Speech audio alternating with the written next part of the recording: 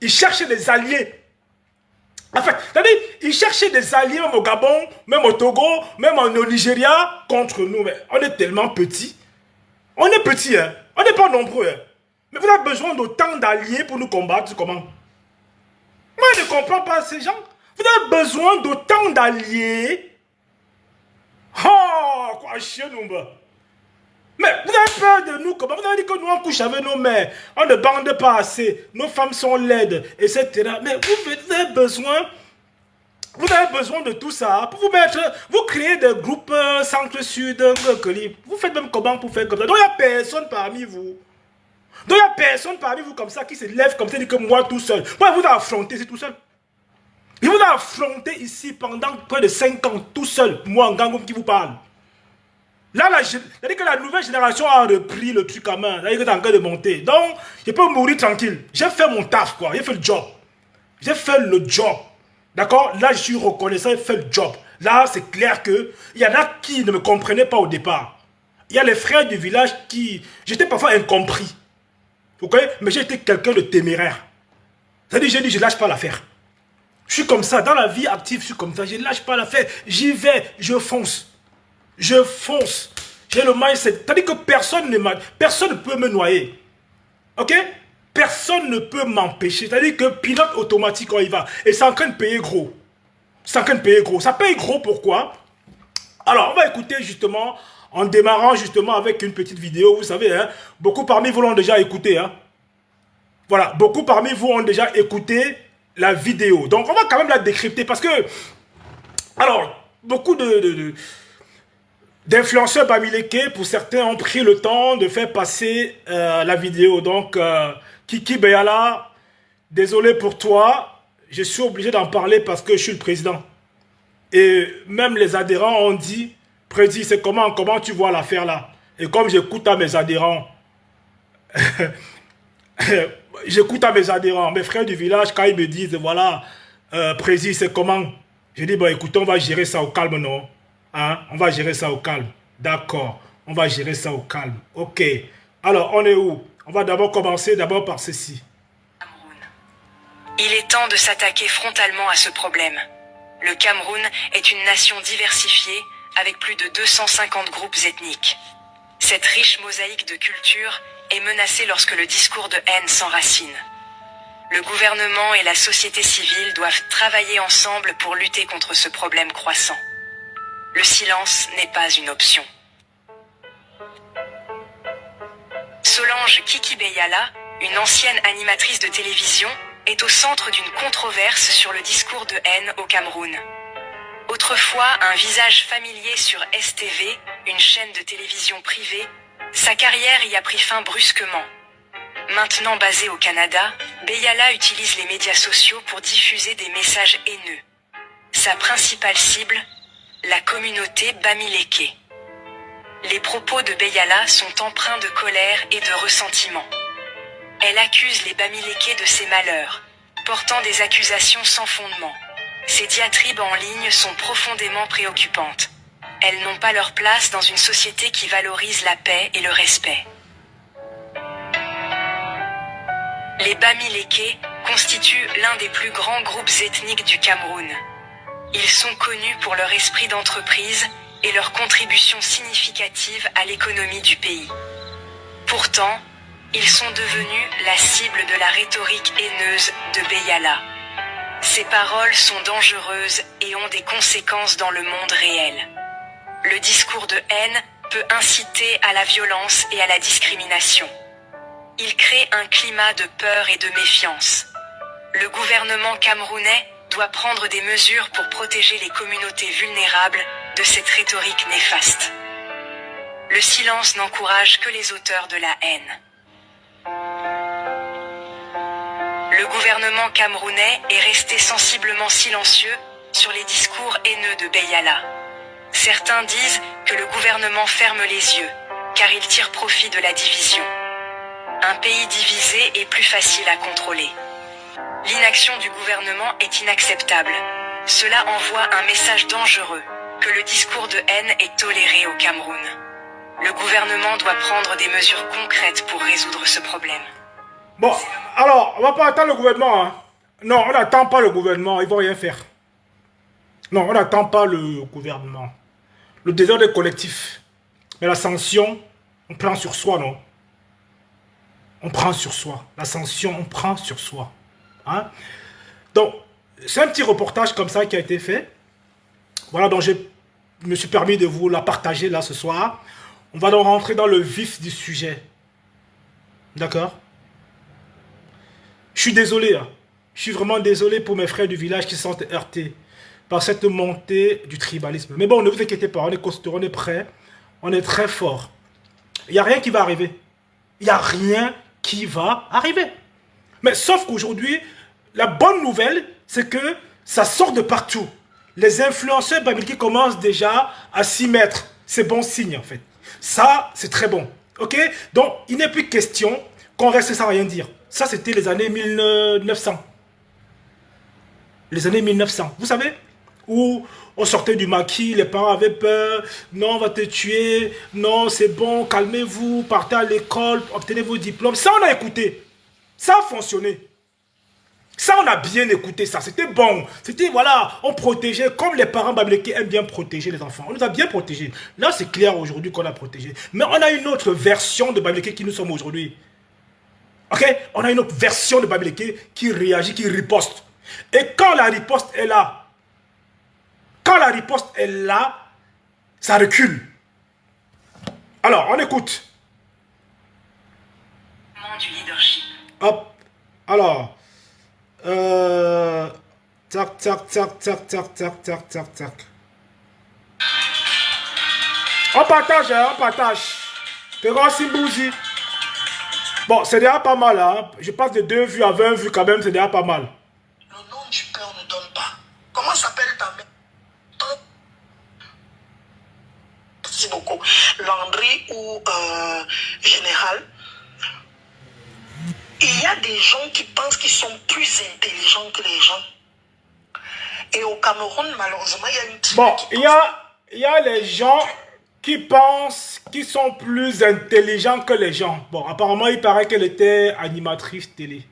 Mais moi, mon français n'est pas limpide. Hein. Mon français, parfois, je bug. D'accord? Mais il y a des gens qui pensent qu'ils sont plus intelligents que les gens. Mais tu dois le savoir, que toi-même, si tu étais allé à l'école, tu devais savoir que dans toutes les écoles au Cameroun, les premiers, ce sont les bamileke. Dans toutes les écoles, toutes les filières, ça je le dis ici ce soir, les premiers, c'est-à-dire que l'intelligence en fait, ce n'est pas un débat. L'intelligence bamileke, ce n'est même pas l'ingéniosité bamileke, c'est-à-dire que ce n'est même pas un débat. On ne discute pas avec ça, Solange. Ça, c'est une certitude. Alors, si tu as grandi avec le mal-être de notre intelligence, on se déploie. Mais on est en train d'aller sur la lune, les gars. Oh, Solange. Mais on est en train de partir. Mais tu viens d'un pays, le pays Bafia. Moi, je ne connais pas trop les Bafia qui... Enfin, je sais pas, hein, il y en a combien, en fait. Vous connaissez Bafia qui ont fait quoi, en fait? Bon, je sais pas, hein. Je suis un peu dans ma tête, qui est le Bafia, qui a fait, qui... Bon, c'est pas que je veux stigmatiser. Non, non, je prends... Parce que on va comparer un peu. Parce que c'est une Bafia qui parle. En fait, elle vient nous dire que il y a un peuple qui croit qu'ils sont plus... Qu'il y a les gens qui croient qu'ils sont plus intelligents que les gens. Et là, elle te confirme ce soir que Ngangoum... Bonsoir Simo. Je te confirme alors que ce soir que, n'est-ce pas, c'est cette intelligence-là qui vous donne le mal-être. Ok? C'est ça. C'est cette intelligence-là. Parce que si on n'était pas intelligent, c'est que tu n'en parles pas. Il y a trop d'intelligence en pays bamileke. Il y a trop de... C'est-à-dire que c'est ça en fait. C'est cette capacité à avancer malgré tout. C'est-à-dire qu'on s'est mis à réfléchir. On s'est mis à penser, à souffrir. Et ça nous a forgé. Pose la question à savoir pourquoi. D'accord? Donc cette intelligence-là, elle vient de quelque part. D'accord? Elle vient de quelque part. Et je te garantis encore que l'intelligence en pays bamileke, enfin, même entre nous, il y a le challenge, il y a l'intelligence, non. Mais même dans la communauté même, il y a le challenge. L'intelligence bamileke Tu n'as qu'à voir ici en Europe. Tu es au Canada, non? Va dans les hôpitaux, va dans, je ne sais pas, les cabinets d'avocats, les cabinets comptables. Quand tu vas voir 10 Africains, 9 seront Bamileke.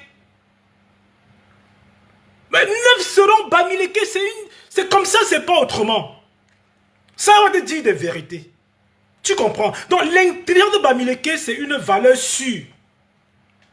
Ce n'est pas du qu'on négocie, hein. C'est-à-dire qu'on ne négocie plus ça, c'est déjà d'emblée, c'est inné. C'est inné. Je dis c'est inné. C'est-à-dire que quand on dit on va à l'école, on compose de façon régulière. D'accord? On corrige les feuilles. C'est-à-dire qu'il n'y a pas qu'on choque un enfant à payer. Ce n'est pas le concours des dames, c'est pas les dames. C'est-à-dire qu'on corrige de façon clairvoyante. Tu vas voir les notes des enfants babéliqués. Sage, plus intelligente que les autres. Quand nous étions petits, on avait des voisins. Quand ils venaient chez nous, ils ne mangeaient jamais. Ils ne mangeaient jamais chez nous à la maison. Ma mère dit, je vous sais un peu manger. Non, non, non. Parce que leur mère leur avait dit de ne jamais manger chez les gens. Alors, on ne mange pas, c'est comme ça. Ça veut dire qu'on ne mange pas chez vous parce qu'il n'y a pas assez. Il n'y a pas assez chez vous, en fait. Ça veut dire qu'on considère que quand on est dans un quartier, dans les maisons babéliquées, il y a toujours à manger. Parce que les parents quittent à l'ouest, ils ramènent à manger. Ça veut dire qu'il y a cette solidarité, en fait. On ne manquait pas, on n'a pas faim. Non, le babéliqué n'a pas faim. Ok? Donc, on ne mangeait pas chez là parce qu'on se disait que bon, si on va chez vous, il y a un tout petit peu comme ça, vous faites 3-4 jours sans faire à manger. On va encore venir. On ne fait pas le don. On ne fait pas le don. Il suffit de voir comment nous on partage la nourriture dans les veillées. Va dans les funérailles, tu vas voir comment nous on partage la nourriture. Va voir comment nous on dit. Quand on fait même les veillées à Paris, tu vois comment nous on donne, non? Donc c'est une culture. Quand on mange chez vous, comment? Est-ce qu'on a les mêmes... Vous mangez chez vous que vous faites le cuit chez vous? Est-ce que vous faites le macaron râpé chez vous? Est-ce que vous faites le condré chez vous? Mais si vous faites tout le temps l'onquem, tout ça, bah, à un moment donné, nous on ne connaît pas. Moi je ne mange pas ça, moi. Déjà au niveau même de la bouffe, moi je ne connais pas ça, moi je ne mange pas ça. Et en plus du fait qu'il n'y a pas assez chez vous, on ne va pas venir quand même faire le manquant. Ok. Et en plus, même quand vous êtes tribaliste là, imagine quand ils mangent chez vous maintenant, ils rentrent chez moi, il y a un truc parce que c'est ton discours que tu tiens en fait. C'est un discours que tu as de tribalisme, que tu as grandi avec. Je sais pas, tu vois un peu. Donc c'est un discours, c'est un truc qui te ronge depuis des années. Ce n'est pas anodin, ce n'est pas la première fois que tu dérapes. Ce n'est pas la première fois, j'étais à l'œil. J'étais à l'œil. D'accord? Donc nous ne mangeons pas chez les gens. Et c'est comme ça, c'est une éducation, même en bain. Même en bain, on ne mange pas chez les gens. C'est vous qui croyez qu'on passe là pour manger. Est-ce qu'on part chez les gens forcément pour manger? Est-ce qu'on part forcément chez les gens pour manger? On vous a éduqué comment? On vous a éduqué comment? Donc ça veut dire qu'en gros, un enfant vient chez vous comme ça forcément pour manger. Non, je quitte d'abord chez moi et à manger. Je quitte quand on partait de chez nous, le ventre est toujours plein. Et vous voulez qu'on mange comment chez vous encore? Pourquoi? C'est obligé. Ah quoi, chier mon gars. Parce qu'on pensait qu'on croyait dans leur tête, ils pensaient qu'ils étaient trop sages. Quand tu demandais le nom de ta mère, c'est quoi? Même le nom de la maman, on ne donne pas. Hey! Le nom de la mère? Mais le nom de la mère, comment? C'est le Moukwanya. Donc, tu viens demander le nom de ma mère, ça va te servir à quoi? Je viens chez vous en tant qu'ami d'enfance. Le nom de la mère, tu es policier, c'est un contrôle. Vous contrôlez là les enfants, les parents à travers les enfants. Tu demandes le nom de la mère, que la mère venue. Mais tu demandes, mais va dans la maison où je suis né, tu demandes le nom de ma mère. Mais tu te déplaces, tu vas dans notre maison, tu demandes comment elle s'appelle. Mais c'est quoi cette histoire que tu demandes le nom de la mère, le nom du père, on ne te donne pas? Pas comment? Tu vas faire quoi avec? On t'a aussi à pas, tu vas faire quoi avec? Là, je vis, là où je vis, là où, comme là en Bengla, hein, on ne connaît pas le nom des voisins. On ne connaît pas. Donc, c'est cette culture qu'on a. C'est pourquoi on s'adapte facilement là où on va. C'est-à-dire que même ici en Bec, on ne connaît pas. Mon voisin là, je sors. Même là, je suis encore à mon travail. Mon voisin à côté, je ne connais même pas comment il s'appelle. Je ne connais même pas comment il s'appelle. Donc, on vient manger chez vous. On refuse de manger. Vous demandez encore le nom du père et de la mère.